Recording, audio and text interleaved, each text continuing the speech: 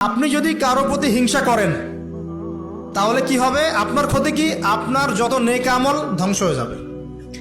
হিংসা সেভাবে নেক আমলকে পুড়িয়ে দেয় যেমন করে আগুন কাঠকে পুড়িয়ে দেয়। হাদিস শুনেছেন হাদিসটা? হিংসা সেভাবে নেক আমলকে পুড়িয়ে দেয় যেভাবে আগুন কাকে পুড়িয়ে দেয়? কাঠকে। আগুন কাঠে আগুন ধরিয়ে দেন, কাঠ বাকি থাকে, কয়লা ছাই হয়ে যাবে। ঠিক একইভাবে আমল নামের নেকি সব ছাই হয়ে যাবে। আর যদি আপনাকে কেউ হিংসা করে, ঈর্ষা করে, মানে ঈর্ষা না, হিংসা করে এবং আপনার দিকে বদনজর দেয়, হ্যাঁ, আপনার ক্ষতি চায়, আপনার সাথে কুফুরি করে ইত্যাদি, তাবিজ কবজ করে, তখন আপনারও ক্ষতি হতে পারে। চোখ লাগলে, বদনজর হলে, তাবিজ কবজ, আপনার ক্ষতি হতে পারে। আর এই ক্ষতি থেকে আপনি বাঁচবেন কিভাবে? এটা তো আপনার হাতে নাই, তাই না? কেউ যদি আপনাকে ঈর্ষা হিংসা করে, এটা তো আপনার হাতে নাই, আছে? নাই।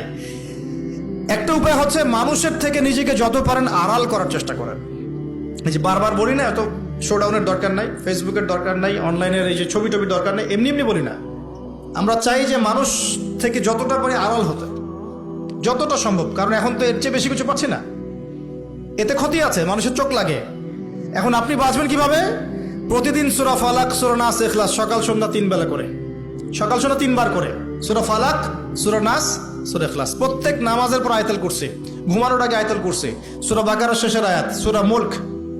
এই যে কোরআনিক চিকিৎসাগুলো আপনি যদি গ্রহণ করেন, ইনশাআল্লাহ তাআলা আপনি চোখ লাগা থেকে বাঁচবেন। ইনশাআল্লাহ ইনশাআল্লাহ আপনি বদনজর থেকে বাঁচবেন, হিংসার কুপ্রভাব থেকে বাঁচবেন ইনশাআল্লাহ।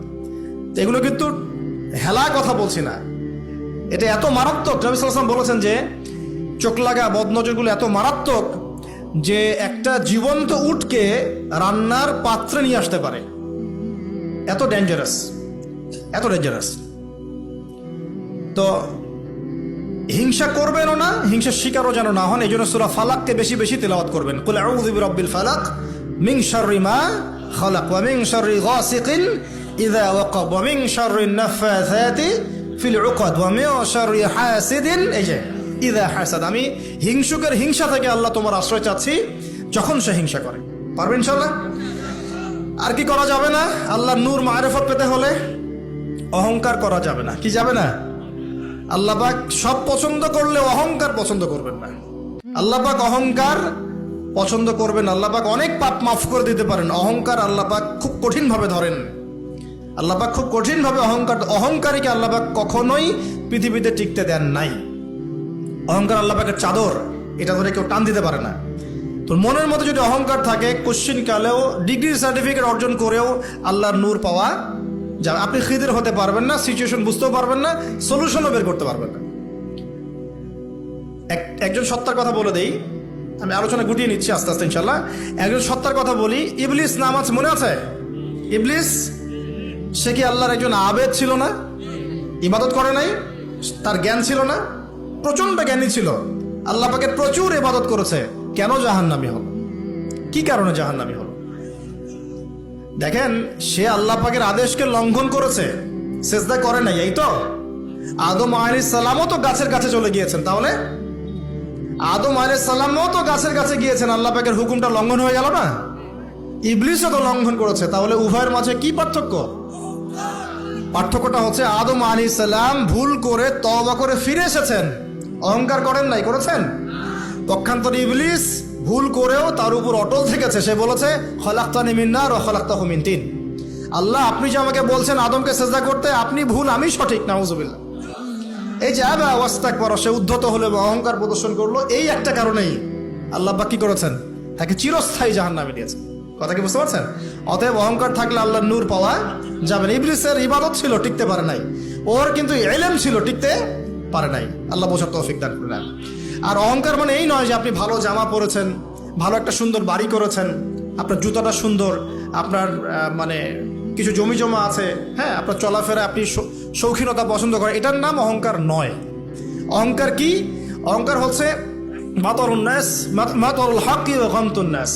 সত্য যেটা, আল্লাহর পক্ষ থেকে সত্য বিধানটাকে অস্বীকার করা এবং মানুষকে তুচ্ছ তাচ্ছিল্য করা, এই হলো অহংকার। মনে থাকবে? অহংকার কি? সত্যকে প্রত্যাখ্যান করা এবং মানুষকে কি করা? তুচ্ছ তাচ্ছিল্য করা। একজন মুমিন ভাইয়ের খারাপ হওয়ার জন্য এতটুকু যথেষ্ট যে সে আরেকজন মুমিন ভাইকে তুচ্ছ তাচ্ছিল্য করছে। এখন এই সোশ্যাল মিডিয়াতে এটা হয় না? সোশ্যাল মিডিয়া মানেই হচ্ছে যাকে পাও ধুয়ে দাও একদম, মানে এর মধ্য দিয়ে দিনের কি যে খেদমত করতেছে আল্লাহ ভালো জানে। অথচ আপনি তারে বসায় দেন এসব চেয়ারে, দেখেন কয়টা লাইন বলতে পারে এখানে বসে, দুটা হাদিস মুখস্থ করতে দেন, 40টা আয়াত মুখস্থ করতে দেন, দিনের জন্য একটা বই লিখতে দেন। মানে এখন দেখবেন এমন একটা যুগ চলছে, যারা কাজ করে ওরা বেশি সমালোচনার শিকার হয়, যে কাজ করে না ওর কোনো সমালোচনাই নাই। অন্তরটা পবিত্র হবে ইনশাআল্লাহ আজ্জা ওয়া জাল। হিংসা করা যাবে না, আল্লাহ নূর পেতে হলে অহংকার করা যাবে না। 3 নম্বর একটা জিনিস বলে দেয়, কি করা যাবে না? কাউকে অপবাদ দেওয়া যাবে না। কাউকে কোনো মিথ্যা অপবাদ দিলে অন্যের হকে আপনি দায়গ্রস্ত হয়ে যাবেন, তখন অন্যের হকের দায়গ্রস্ততা পূরণ করতে আল্লাহর কাছে আপনাকে কঠিন বিচারের সম্মুখীন হতে হবে। অন্যের উপর অপবাদ দিলে, অন্যের নামে গীবত করলে এবং সমালোচনার অপসংস্কৃতির চর্চা করতে থাকলে আল্লাহর নূর পাওয়া যাবে না। 4 নম্বর কি? 4 নম্বর পরশ্রী কাতরতা। অন্যের সুখ দেখে, উন্নতি দেখে, অগ্রগতি দেখে আপনার সহ্য হয় না, জলে। ঠিক আছে, এইরকম মিন মাইন্ডেড মানে ছোট লোকের মনোভাব থাকলে কোশ্চিন কালে আল্লাহ নূর কলবে আসবে না।